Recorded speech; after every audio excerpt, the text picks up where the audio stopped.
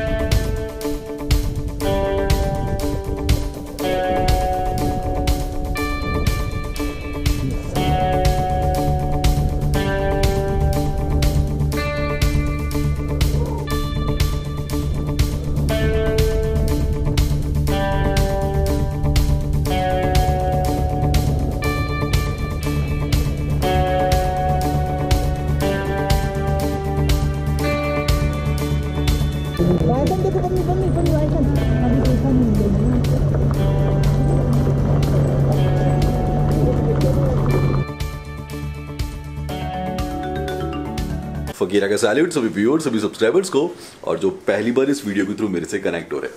अगर मैं किसी को ज़्यादा सफ़ेद नज़र आ रहा हूँ या गोरा नज़र आ रहा हूँ तो उसका रीज़न ये नहीं कि मैं इतना गोरा हूँ। उसका रीज़न ये है कि मैं अभी पंचगनी के एक होटल के अंदर हूँ और मेरे पीछे का जो नज़ारा है वो ये है, खिड़की है, और खिड़की से जो आपको रोशनी नज़र आ रही है उसकी वजह से ये जो रोशनी है ये मेरे फेस पे है, इसलिए आपको शायद मेरा कलर अभी ठीक लग रहा होगा। और रही अगर होटल के रूम की बात, तो ये मेरा रूम है। ठीक है, रूम छोटा है, नहीं छोटा भी नहीं है, ठीक है। मैं एक्चुअली अकेला ही होता हूँ तो इसलिए मुझे कोई इतना खास फ़र्क नहीं पड़ता। कर्टन्स डबल हैं क्योंकि रीज़न वही है कि यहाँ पे सामने विंडो है। लेकिन दूसरी अच्छी बात पता है क्या है, सन जो है वो सामने की तरफ, मतलब इस तरफ नहीं है। सन जो रोशनी है वो दिन में धूप में पीछे की तरफ है।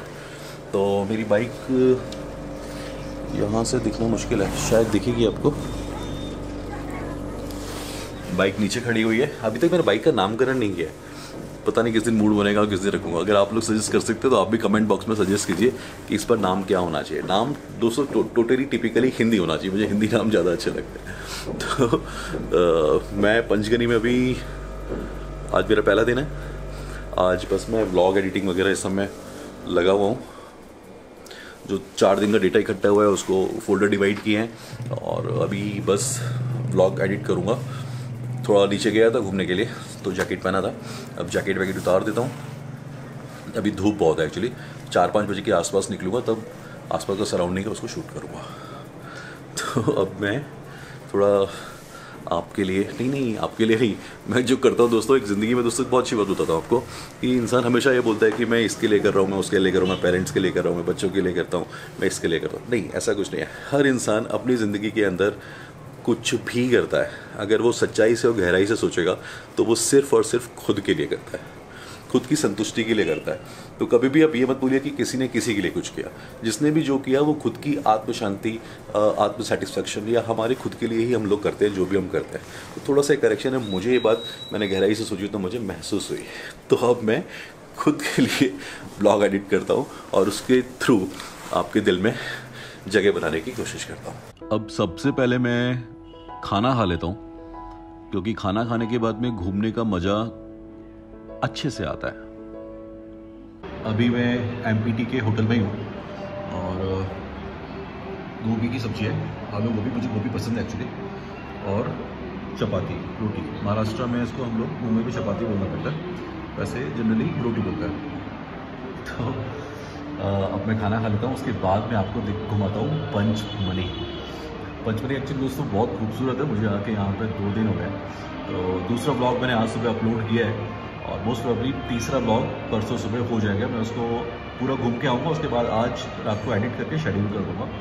और आपको मेरे ब्लॉग कैसे लग रहे हैं मुझे बताइएगा। ये राइड बहुत लंबी होने वाली है, नॉर्थ ईस्ट तक जाना है, लगभग 40 दिन का राइड होगा। तो चलिए पहले मैं कुछ खा लेता हूँ और फिर आगे का राइड शुरू करता हूँ।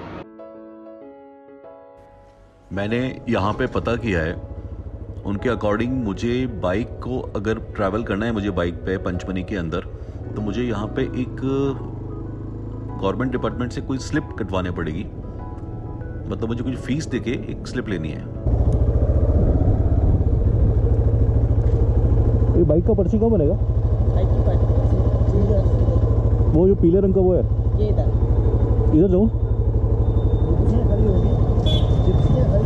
अच्छा ओके, थैंक यू। उस स्लिप को लेने के बाद में फिर उसके बाद ही मैं फॉरेस्ट जो एरिया रहेगा उसके अंदर जा सकता हूँ। जो नॉर्मल एरिया है, जो फॉरेस्ट एरिया नहीं है, वहाँ पे आप बिना स्लिप के घूम सकते हो। लेकिन अगर आपको फॉरेस्ट एरिया में एंटर करना है, जो कि मुझे करना ही है, तो उसके लिए इनका गवर्नमेंट का एक फ़ीस है, वो मुझे फिल करके दे के फिर एक स्लिप मिल जाएगी। यहाँ पर आके सही में ऐसा लग रहा है कि बहुत बड़ा रेंज है, बहुत बड़ी सेंचुरी टाइप है। और इस वैसे भी इस एरिया को सतपुरा टाइगर रिजर्व के नाम से यहाँ पे बोर्ड लगे हुए थे। तो यहाँ फॉरेस्ट भी हैं और टाइगर सेंचुरीज भी हैं और बहुत कुछ है। अभी मैं बहुत ही खूबसूरत सी जगह हूँ मध्य प्रदेश में, पंचगनी। अब पंचमढ़ी। और यहाँ की जो खासियत है वो ये है कि यहाँ पे आप अकेले नहीं घूम पाएंगे। यहाँ पे बहुत सारे जिप्सीज़ हैं और ऑलमोस्ट 54 पॉइंट्स हैं ट्रैवलिंग घूमने के लिए।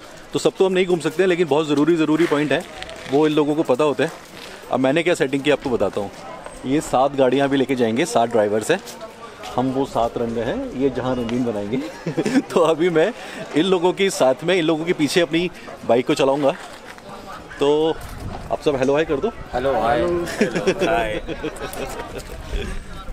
तो अब चलिए इनके थ्रू, मतलब ये रास्ता बताएंगे, इस कैमरे के थ्रू मैं आपको दिखाता हूँ पंचमढ़ी। 2 3 4 5 6 एक गाड़ी और है, पता नहीं आगे पीछे, लेकिन टोटल शायद ये वाली होगी 7 गाड़ियाँ। अब मेरे दिमाग में जो एक कंफ्यूजन है वो ये है कि जब भी मैं भी ग्रुप वगैरह जो भी है, आपको पता है मैं राइड करवाता हूँ,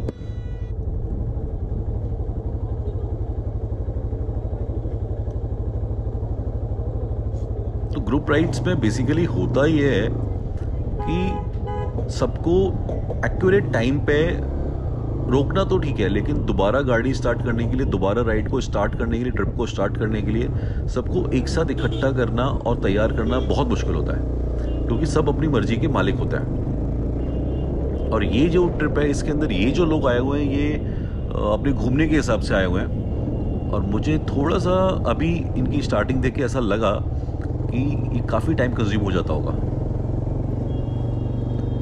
यहाँ पे दोस्तों बाइक चला के ऐसा लग रहा है कि गर्मी है ही नहीं। ये है पांडव केव्स। पांडवों ने दोस्तों अपने अज्ञात वर्ष को निकालने के लिए बहुत अलग अलग तरह की जगहों पे टाइम निकाला था। मेरे पीछे जो आप देख रहे हैं ये है पांडव केव्स।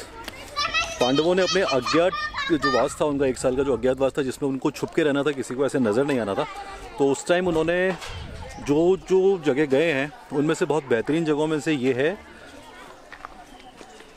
पांडव केव्स।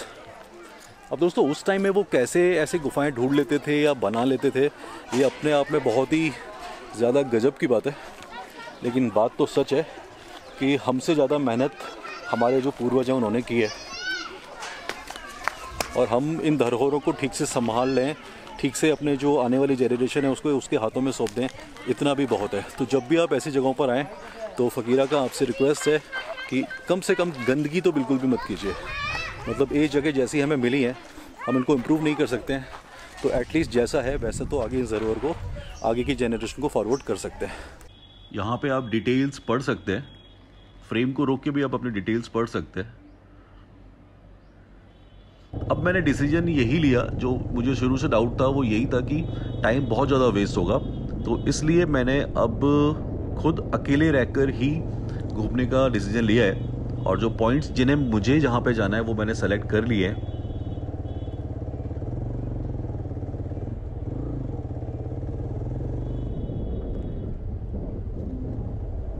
ये जो पॉइंट है यहाँ पर दोस्तों एक खाई है।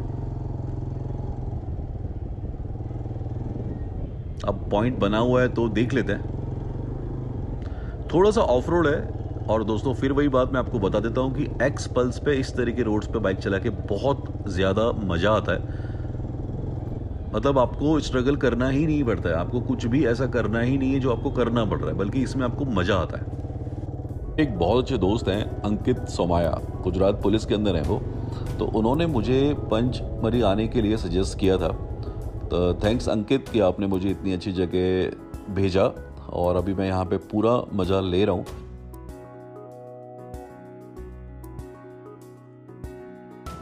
अब इस खाई की हाइट मतलब डेप्थ कितनी होगी उससे तो कुछ फर्क नहीं पड़ेगा, लेकिन व्यू बहुत अच्छा है।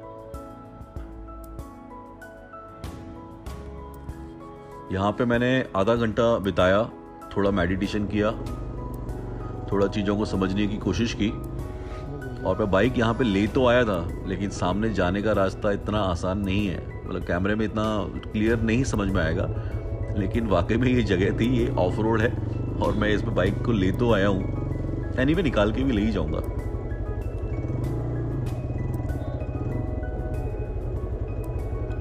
हाँ, अगर यहाँ पे बन्नो होती तो इम्पॉसिबल था इसको यहाँ तक ला पाना, क्योंकि उसका ग्राउंड क्लियरेंस कम होता था, और जब भी कोई स्पीड ब्रेकर भी आता था तो मुझे अंदर से दिल में धक धक होती थी, और वो अड़ती ही थी। और उसके अड़ने से दोस्तों आप समझ सकते हो कि अगर आपकी बाइक ऐसे नीचे अड़ती है स्पीड ब्रेकर्स वगैरह पे, तो बहुत अंदर से दुख होता है, ऐसा लगता है कि जैसे आपके सीने पे किसी ने स्क्रैच कर दिया हो। लेकिन ये प्रॉब्लम इस बाइक के साथ में नहीं है, एक तरीके से ऑफ रोड बाइक है, तो ये कहीं से भी निकलती है, और जब ये निकलती है और स्मूथली निकलती है तो मुझे बहुत मज़ा आता है।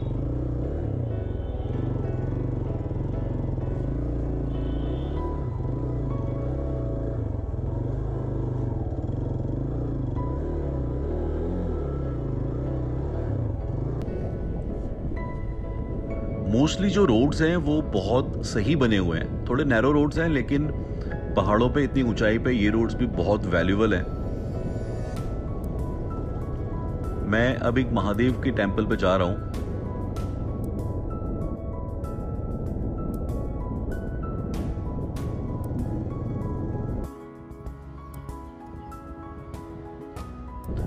टेंपल के अंदर तो कैमरा ऑन बेसिकली नहीं करना चाहिए। अब यहां से वही सेम पैनियर सेटअप है, इसलिए थोड़ा देख के निकालना पड़ेगा।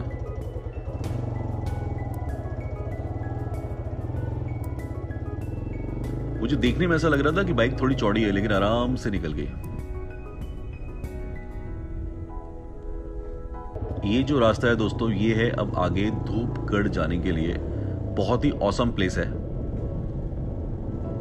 फ्रेंड्स, अगर आपका चैनल है तो आप उसका लिंक मुझे डीएम कर सकते हैं। यूट्यूब पे मत भेजिएगा, यूट्यूब पे अगर आप लिंक भेजते हैं तो शायद वो ठीक नहीं होता है, उनका जो भी सिस्टम है उसके हिसाब से। आप मुझे इंस्टाग्राम पे भेज सकते हैं डीएम, इंस्टाग्राम को जो मैसेज बॉक्स होता है उसके अंदर आपके चैनल का लिंक भेज सकते हैं। अगर मुझे आपका चैनल ठीक लगेगा, मतलब जैसा मेरा चॉइस है, तो मुझे अगर लगता है कि मैं इसको रिकमेंड करूं तो डेफिनेटली जब मुझे टाइम मिलेगा तो मैं देखूंगा, और उसके बाद में अगर मुझे लगेगा तो डेफिनेटली मैं रिकमेंड भी करूंगा। लेकिन आज मैं जिसको रिकमेंड कर रहा हूँ उनका नाम है अभिषेक, और चैनल का नाम है वॉन्डरसैन। अभिषेक ने बहुत मेहनत की है, मतलब वो बहुत काम कर रहे हैं, उन्होंने बहुत ब्लॉग्स बनाए हैं, मोटो ब्लॉग्स बनाए, कई तरह के ब्लॉग्स बनाते हैं, और मैंने काफ़ी टाइम से, मतलब ऑलमोस्ट 3 साल से शायद मैंने उनको देखा है, और रेगुलर उनकी जो मेहनत है वो धीरे धीरे धीरे धीरे धीरे रंग ला रही है, और आई होप कि बहुत जल्दी वो बहुत अच्छे मुकाम पे होंगे। तो आज का जो रिकमेंडेशन है वो मैं कर रहा हूँ वॉन्डरसैन को। वीडियो ज़्यादा लंबे ना हो जाएं तो मैं कोशिश करूँगा कि 15 मिनट के अंदर के रखूँ। 15 मिनट से ऊपर मुझे एडिटिंग तो ठीक है, लेकिन फिर उसको रेंडर करने में और अपलोड करने में बहुत टाइम चला जाता है। तो वीडियोस की मैं कोशिश करूँगा कि वो 11-12 मिनट से लेकर 15 मिनट तक के हो। तो ये वीडियो इसीलिए मैंने यहाँ पे रोका है। इसका जो सेकंड पार्ट होगा उसके अंदर मैं बाकी जो मैंने पंचमनी में क्या क्या किया वो आपको दिखाने वाला हूँ। होपफुली आपको फकीरा के वीडियोस पसंद आ रहे होंगे। Keep riding with life, be simple, be natural. हाँ, एक बात और, अगर वीडियो अच्छे लग रहे हैं तो सब्सक्राइब भी कर लो।